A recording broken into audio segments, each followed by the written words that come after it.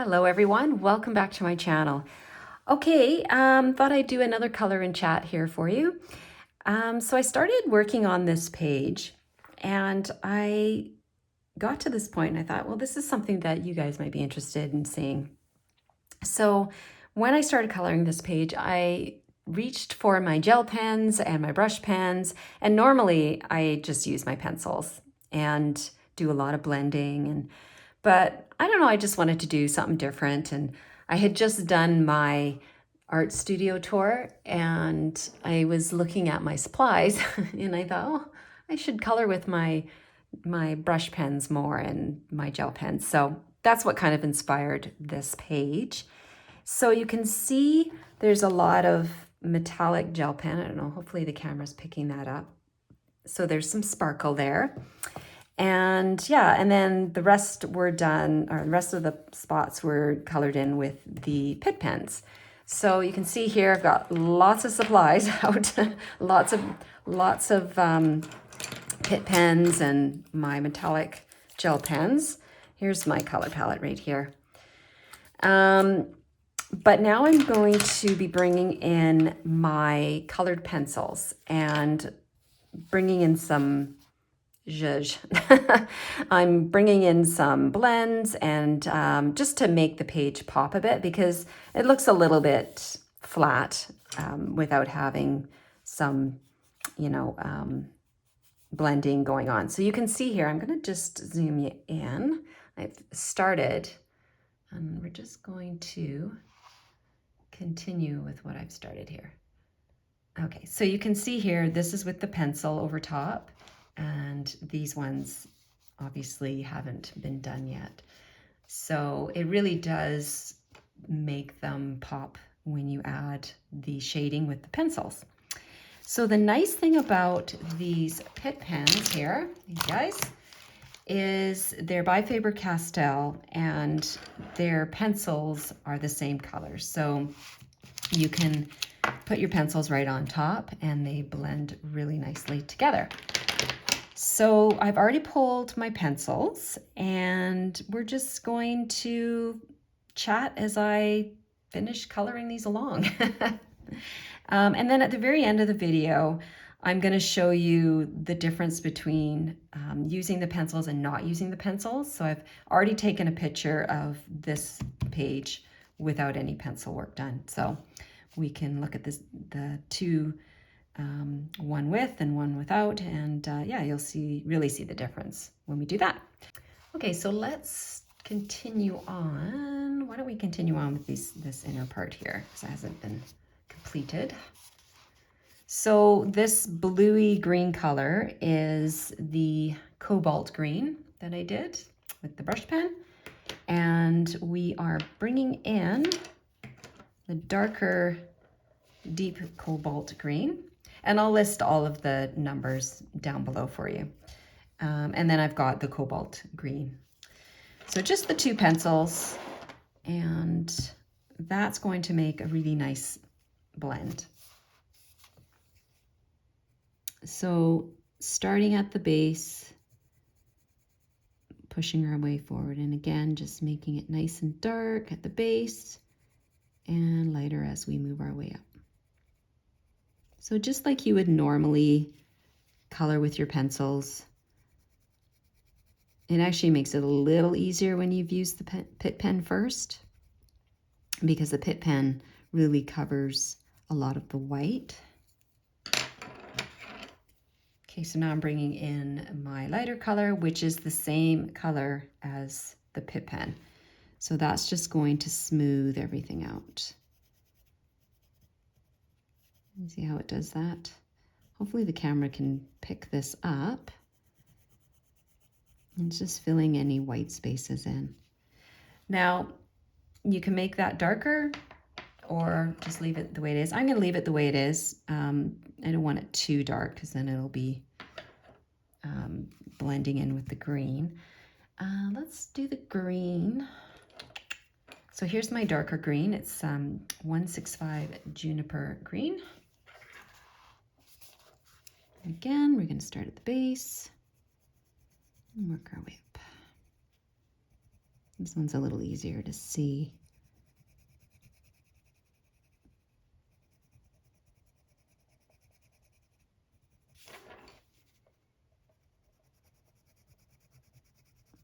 So I got inspired to use some of these different supplies that I have, the brush pens and the gel pens. I don't normally like color with them.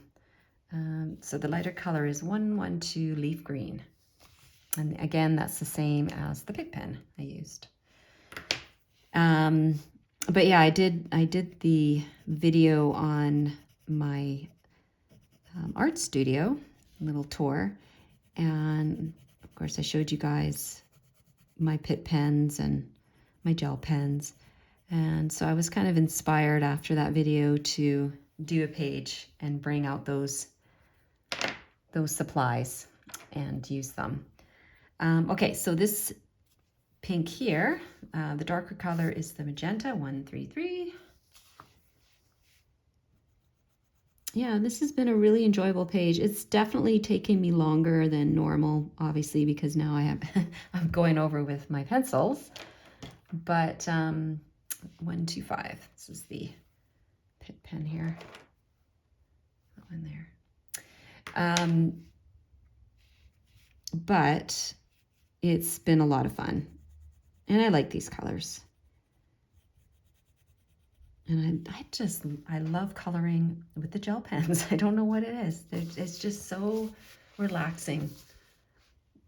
Except when you put your hand in your wet gel pen work. That's not fun. Done that a few times. Okay, let's do this little flower here. So I'm bringing in my dark pink, my magenta. Again, working on the base. So yeah, when I did that art tour, I realized after that I forgot to show you guys where I keep all my coloring books. And there aren't very many. I don't even know how many I've got, maybe 10. Couple of Joanna Basford's, some Rita Berman books, and a few others. But yeah, I mostly color in my own books. And but I do some occasionally in other people's books. I think I'm due to maybe pull one of those out and color. Okay, so that was the dark color. We're going to bring in the lighter. But yeah, so I have a little bookshelf to my right here where I keep my coloring books. My printer sits on top of it. And so down below I have my computer paper and my cardstock. And then I have a couple of like boxes that have just like paper clips and scissors and tape and, you know, office stuff that I don't use very often, but you still need every once in a while. And that's what's on that bookshelf. And of course I have my books that I have published. There, so you can see like how much darker it is compared to, so that's got the pencil, this doesn't. And I mean, this looks lovely the way it is, but this just takes it to that next level. And then once I'm finished coloring the whole thing, I'll bring in my white Posca pen and, you know, I'll put in some white dots just to make them pop. But, and I'm also going, I've noticed with the gel pens, it does, you know, obviously go into a little bit of the black lines. I might go and just define those a bit, or I might just leave it. We'll see. We'll see how I feel at the end. I might be ready to be done with this page, so. All right, so I'm gonna keep on going here, and we'll go back to this little guy here. It's gonna take me probably a couple hours to do all this blending. But it's nice to use those Pitt pens as a base.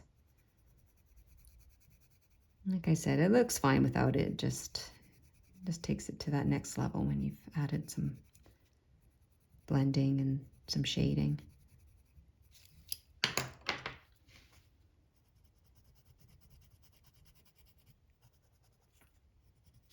So yeah, if you guys can recommend any coloring books that you really like,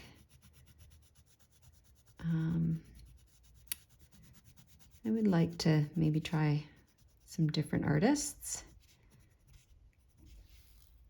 I know there's the ones that a lot of people really like. I can't think of the names. I can't even think. Kirby Rosen, I think, is one of them. Let me do this blue here. But yeah, again, it's hard for me to find time to color in those books.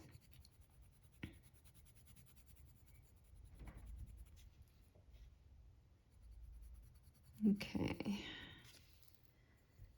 Yeah, I'm liking how this is turning out. Where's my light color? There it is.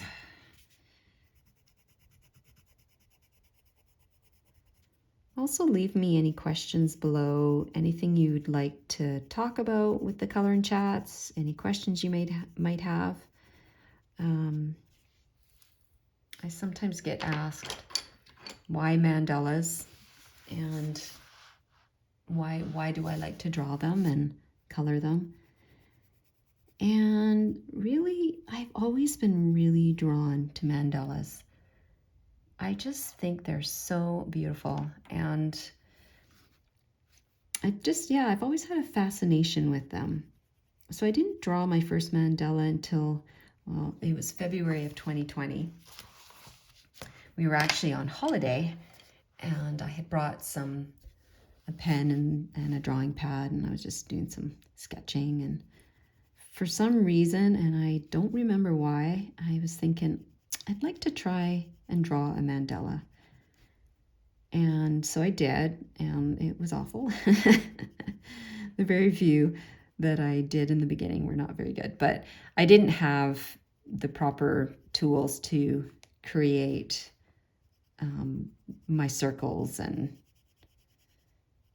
all of that. So once I got home, I invested and got a compass and took the time to create my template and then draw them from there. But yeah, I drew quite a few, and all from hand, like all with just a black pen. I didn't do them in pencil first and then go through them with a black fine marker. I just drew them right from hand with the marker. And yeah, I had some really nice ones. And then it was my partner who recommended that I draw digitally, which I was kind of resistant at first, but I watched some videos on how to do it and what programs to use and all of that, and tried it, and I really liked it. It was there was a lot of freedom in doing it that way, because I can, first of all, make mistakes and erase them. And a lot of my drawing is I draw and I'll take away different elements to create new spaces. And yeah, it was really took to it right away. It really surprised me, actually, that I was enjoying drawing digitally. You can see why a lot of people like it.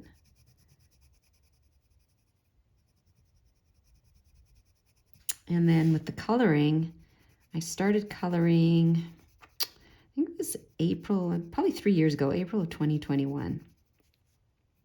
And I started coloring because I, saw how other people were coloring my designs, and I was really impressed with how beautiful. And then I started to follow a lot of colorists and watch YouTube channels with colorists doing color alongs, and that's sort of how I learned how to color. And yeah, I kind of went from there. And now I love coloring. I can't even imagine not having that in my life.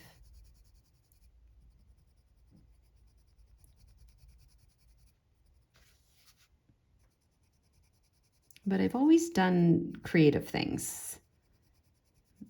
Probably about 15 years ago now, I took up acrylic painting, and I was doing that for quite a few years.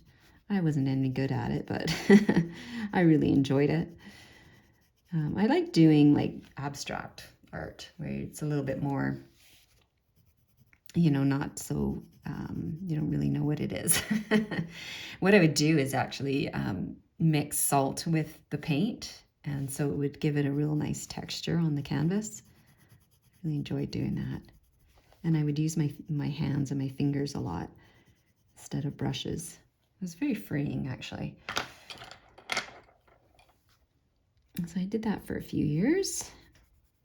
And then I started doing this thing called Zentangling, which most of you probably know what that is. I always kind of describe it as fancy doodling. So I did that for a long time, like a lot of, that's probably where the drawing came in. And I made cards and would, yeah, so everybody that was in my life would get a Zentangle card for their birthdays or Christmas. And yeah, I really enjoyed doing that. And so that kind of comes into my mandalas and how I draw. Kind of the same thing. How about I just do this, finish this off, and then I'm going to finish the whole thing and come back at the end of this video and we'll compare the two and see the difference between the one that has pencil and the one that does not.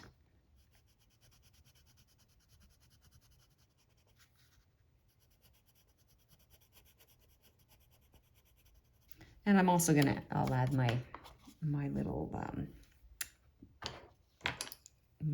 white dots at the end as well, which I really like adding those. I find it just finishes my page off.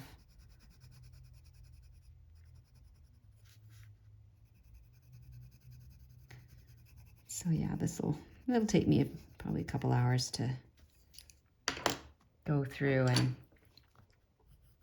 finish all the blending, but it'll be worth it when it's all done. Okay, so I'm gonna leave that at that. So you can kind of see, you know, it does actually, this half is done and that half isn't. So yeah, you can really see the difference. Let's zoom in a little bit more. How's that? It just takes it to that next level and gives the page a little bit more depth. All right, so I'm going to turn off the camera and finish coloring all of this, and I'll be right back with you and I'll show you the two beside each other, and you can really see the difference.